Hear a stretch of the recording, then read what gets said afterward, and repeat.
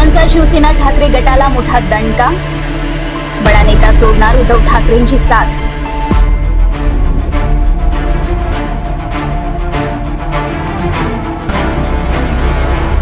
लोकसभा निवडणुकीमध्ये राज्यात महाविकास आघाडीला मोठं यश मिळालं होतं.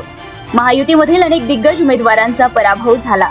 मात्र त्यानंतर झालेल्या विधानसभा निवडणुकीमध्ये महाविकास आघाडीला मोठ्या पराभवाचा सामना करावा लागला. महायुतीला राज्यात पूर्ण बहुमत मिळालं, तर महाविकास आघाडीला अवघ्या 50 जागांवरच समाधान मानावं लागलं. राज्यात महायुतीचे तब्बल 232 उमेदवार निवडून आले.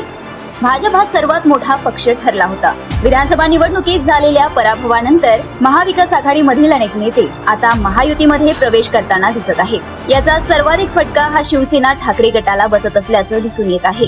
ठाकरे गटाच्या अनेक नेत्यांनी शिवसेना आणि भाजपमध्ये प्रवेश केला आहे. मात्र यावेळी राष्ट्रवादी अजित पवार गटानं ठाकरे गटाला मोठा धक्का दिला आहे. धुळे जिल्ह्यात ठाकरे गटाला मोठा धक्का बसला आहे.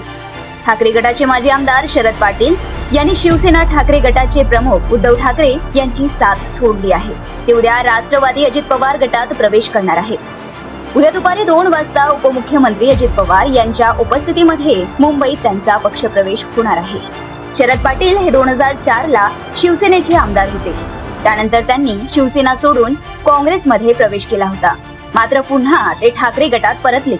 परंतु विधानसभा निवडणुकीत शिवसेना ठाकरे गटाकडून तिकीट न मिळाल्यानं गेल्या काही दिवसांपासून शरद पाटील नाराज होते.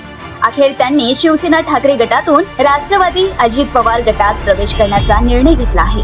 जर तुम्ही अजूनही YouTube चॅनलला सबस्क्राईब केलं नसेल तर ते लगेच सबस्क्राईब करा.